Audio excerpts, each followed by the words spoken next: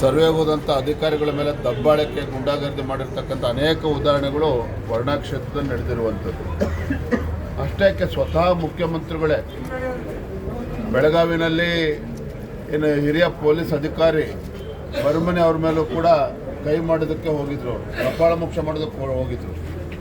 ಮತ್ತು ಇದೇ ಮುಖ್ಯಮಂತ್ರಿಗಳು ಸಿದ್ದರಾಮಯ್ಯನವರು ಹಿಂದೆ ಒಬ್ಬ ಜಿಲ್ಲಾಧಿಕಾರಿಗಳಿಗೆ ಅಪಮಾನ ಮಾಡಿ ವೇದಿಕೆಯಿಂದ ಇಳಿರಿ ಅಂತೇಳಿ ಬೆದರಿಸಿರ್ತಕ್ಕಂಥ ಘಟನೆ ನಡೆದಿರ್ತಕ್ಕಂಥದ್ದು ತಾವು ನೋಡಿದ್ದೀರಿ. ಮೊನ್ನೆ ಶಿಡ್ಲಘಟ್ಟದಲ್ಲಿ ಪೌರ ಆಯುಕ್ತರ ಮೇಲೆ ಯಾವ ರೀತಿ ಗುಂಡಾಗರ್ದಿ ಮಾಡಿದ್ದಾರೆ ಕಾಂಗ್ರೆಸ್ ಮುಖಂಡರುಗಳು ಅಂದರೆ ಕಾಂಗ್ರೆಸ್ ಸಂಸ್ಕೃತಿಯನ್ನೇ ತೋರಿಸ್ತಾ ಇದೆ. ಕಳೆದ 2.5 ವರ್ಷದಲ್ಲಿ ಸಿದ್ದರಾಮಯ್ಯನವರು ಕಾಂಗ್ರೆಸ್ ಸರ್ಕಾರ ರಾಜ್ಯದ ಅಧಿಕಾರಕ್ಕೆ ಬಂದ ಮೇಲೆ ಯಾವ ರೀತಿ ಅಧಿಕಾರಿಗಳಿಗೆ ಬೆದರಿಸುವಂಥ ಕೆಲಸ ಮಾಡ್ತಾ ಇದ್ದಾರೆ, ಮಹಿಳೆಯರು ಅಂತ ಲೆಕ್ಕಿಸದೆ ಯಾವ ರೀತಿ ದಬ್ಬಾಳಿಕೆ ಮಾಡ್ತಾ ಇದ್ದಾರೆ. ಇದು ಕಾಂಗ್ರೆಸ್ ಸಂಸ್ಕೃತಿ ಮತ್ತು ಸಿದ್ದರಾಮಯ್ಯನವರ ಸಂಸ್ಕೃತಿ. ಇದು ಅದನ್ನೇ ಅವ್ರ ಕಾರ್ಯಕರ್ತರು ಗುಂಡಾಗರ್ದಿಗಳು ಪುಡಾರಿಗಳು ಮಾಡ್ತಾ ಇರುವಂಥದ್ದು ನೋಡಿ. ಮತ್ತೊಂದು ಕಡೆ ದುರಂತ ಅಂತ ಹೇಳಿದ್ರೆ ಮಾನ್ಯ ಮುಖ್ಯಮಂತ್ರಿಗಳು ಉಪಮುಖ್ಯಮಂತ್ರಿಗಳು ಮಾತೆತ್ತಿದ್ರೆ ಕೇಂದ್ರ ರಾಜ್ಯಕ್ಕೆ ಅನ್ಯಾಯ ಮಾಡ್ತಾ ಇದೆ, ಕೇಂದ್ರ ಸರ್ಕಾರ ರಾಜ್ಯಕ್ಕೆ ಅನ್ಯಾಯ ಮಾಡ್ತಾ ಇದೆ ಅಂತೇಳಿ ಬೊಬ್ಬೆ ಹೊಡಿತಾ ಇರ್ತಾರೆ. ದಾವೋಸ್ನಲ್ಲಿ ವರ್ಲ್ಡ್ ಎಕನಾಮಿಕ್ ಫೋರಮ್ ದೇಶದ ಎಲ್ಲ ಮುಖ್ಯಮಂತ್ರಿಗಳು, ಬೇರೆ ಬೇರೆ ರಾಜ್ಯದ ಎಲ್ಲ ಮುಖ್ಯಮಂತ್ರಿಗಳು ಸಹ ದಾವೋಸ್ಗೆ ಹೋಗಿ ನಮ್ಮ ರಾಜ್ಯವನ್ನು ಪ್ರೆಸೆಂಟ್ ಮಾಡುವಂಥ ಕೆಲಸ ಮಾಡ್ತಾರೆ. ಅಲ್ಲಿ ಬಂಡವಾಳಶಾಹಿಗಳನ್ನ ಅಲ್ಲಿ ಕರ್ನಾಟಕಕ್ಕೆ ಬರಬೇಕು, ನಮ್ಮ ರಾಜ್ಯಗಳಿಗೆ ಬರಬೇಕು ಅಂತೇಳಿ ಅಲ್ಲಿ ಹೋಗಿ ಸಭೆಗಳನ್ನು ಮಾಡ್ತಾರೆ. ಮುಖ್ಯಮಂತ್ರಿಗಳು ಹೋಗಲಿಲ್ಲ, ಹಣಕಾಸಿನ ಸಚಿವರಾಗಿ. ಉಪಮುಖ್ಯಮಂತ್ರಿಗಳು ಕೂಡ ಮೊನ್ನೆ ಹೊರಟಿರ್ತಕ್ಕಂಥವ್ರು ಕ್ಯಾನ್ಸಲ್ ಮಾಡಿದ್ದಾರೆ. ಅಂದರೆ ಕರ್ನಾಟಕ ರಾಜ್ಯದ ಬಗ್ಗೆ ಎಷ್ಟು ಕಾಳಜಿ ಇದೆ ಅವರಿಗೆ ಅಂತೇಳಿ, ನಮ್ಮ ರಾಜ್ಯದ ಅಭಿವೃದ್ಧಿಯ ಬಗ್ಗೆ ಎಷ್ಟು ಕಾಳಜಿ ಇದೆ ಅಂತೇಳಿ ಇದರಲ್ಲೇ ಗೊತ್ತಾಗ್ತದೆ. ಹಾಗಾಗಿ ನಾನು ಹೇಳೋದಕ್ಕೆ ಇಷ್ಟಪಡ್ತೇನೆ, ಮನೆ ಮುಖ್ಯಮಂತ್ರಿಗಳಾಗಲಿ ಉಪಮುಖ್ಯಮಂತ್ರಿಗಳಾಗಲಿ ರಾಜ್ಯದ ಹಿತದೃಷ್ಟಿಯಿಂದ ಕಾಪಾಡುವಂಥ ಒಂದು ಕೆಲಸ ತಾವು ಮಾಡಬೇಕೇ ವಿನಃ ಈ ರೀತಿ ಮಹತ್ವದ ಸಭೆಗಳಿಗೂ ಹೋಗೋದಿಲ್ಲ ಅಂತ ಹೇಳಿದ್ರೆ ಈ ರಾಜ್ಯಕ್ಕೆ ಮಾಡ್ತಾ ಇರ್ತಕ್ಕಂಥ ಅನ್ಯಾಯ ಮತ್ತು ಅಪಮಾನ ಇದನ್ನು ಅವ್ರು ಮಾಡ್ತಾ ಇದ್ದಾರೆ. ಸರ್, ಬಳ್ಳಾರಿಯಲ್ಲಿ ನಡೆದಂಥ ಪ್ರಕರಣವನ್ನು CBIಗೆ ವಹಿಸಿ ಅಂತೇಳಿ ಒತ್ತಾಯ ಮಾಡಿದ್ದೀರಿ. ಆದರೆ CBIಗೆ ವಹಿಸುವಂಥ ನೈತಿಕತೆ ಹೇಳುವಂಥ ನೈತಿಕತೆ BJPಗಿಲ್ಲ ಅಂತ ಸಿದ್ದರಾಮಯ್ಯನವ್ರಿಗೆ ಇವತ್ತು ಸವಾಲಾಗ್ತೇನೆ.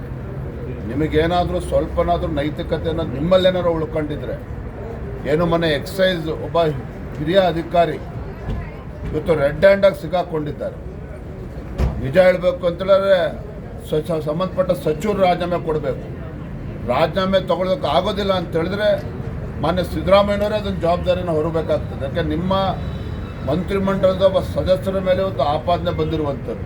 ಆಪಾದನೆ ಎಲ್ಲ ಇವತ್ತು 25 ಲಕ್ಷ ಹಣ ಸೀಸ್ ಆಗಿರ್ತಕ್ಕಂಥದ್ದು, ಕೋಟ್ಯಾಂತರ ರೂಪಾಯಿ ಚಲಾವಣೆ ಆಗ್ತದೆ ಅನ್ನೋದು ಈಗಾಗಲೇ ಆಡಿಯೋ ಕ್ಲಿಪ್ಪಿಂಗ್ ಕೂಡ ಬಂದಿದೆ.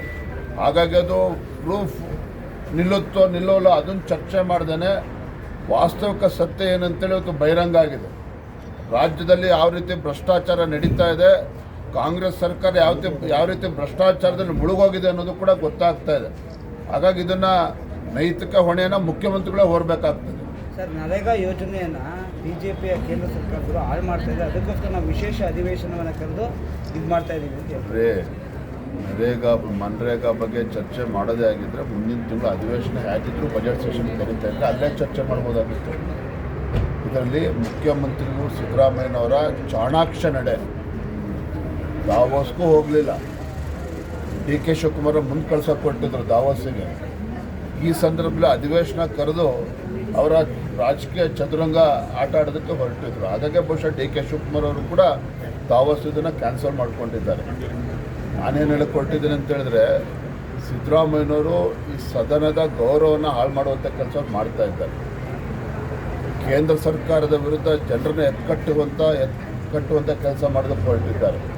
ಇವರ ವೈಫಲ್ಯಗಳನ್ನು ಮುಚ್ಚಿ ಹಾಕೊಳ್ಳತಕ್ಕಂಥ ಸಲುವಾಗಿ ಕೇಂದ್ರ ಸರ್ಕಾರವನ್ನು ದೂರುವಂಥದ್ದು ಇದು ಒಂದು ರೀತಿ ಚಾಳಿ ಆಗಿದೆ ಇವತ್ತು ಕಾಂಗ್ರೆಸ್. ಹೈಕಮಾಂಡ್ ಮೆಚ್ಚಿಸೋದಕ್ಕೆ ವಿಶೇಷ ಅಧಿವೇಶನ ಮಾಡ್ತಾ ಇದ್ದಾರೆ. ಹೈಕಮಾಂಡ್ ಮೆಚ್ಚಿಸೋದಕ್ಕಲ್ಲರಿ DK ಶಿವಕುಮಾರ್ನ ದಾವೋಸಿಗೆ ಕಳಿಸಿ ಇಲ್ಲಿ ಅವ್ರು ಬೇರೆ ರಾಜಕೀಯ ಕುತಂತ್ರ ಮಾಡೋದಕ್ಕೆ ಹೊರಟಿದ್ರು. ಆಯಿತಾ, ಇದರಲ್ಲಿ ಇವ್ರೇನು ಮನ್ರೇಗಾ ಬಗ್ಗೆ ಚರ್ಚೆ ಮಾಡೋದು ಏನಿದೆ ಬದನೇಕಾಯಿ ಕಾಂಗ್ರೆಸ್ನವ್ರಿಗೆ. ಇವತ್ತು ಮನ್ರೇಗಾ ಮಹಾತ್ಮ ಗಾಂಧಿಗೆ ಯಾವ ರೀತಿ ಇವತ್ತೇನೋ ಗೌರವ ಕೊಡುವಂಥ ಕೆಲಸ ಮಾಡಿದ್ರೆ ಅದು ನರೇಂದ್ರ ಮೋದಿಜಿಯವ್ರು ಮಾಡಿದ್ದಾರೆ, ಭಾರತೀಯ ಜನತಾ ಪಾರ್ಟಿ ಮಾಡಿದ್ದಾರೆ, ಕಾಂಗ್ರೆಸ್ ಪಕ್ಷ ಅಲ್ಲ. ಅದನ್ನೇ ನೆಪ ಮಾಡಿಕೊಂಡು ಬೀದಿಗಳಿಗೆ ಹೋರಾಟ ಮಾಡ್ತೀವಿ ಅಂತ ಹೊರಟಿದ್ದಾರೆ. ಜನ ತೂಚಿ ಅಂತ ಹೋಗಿದ್ದಾರೆ ಇವ್ರಿಗೆ ಅಷ್ಟೇ. ಬಿಜೆಪಿ ಪಕ್ಷದಲ್ಲಿ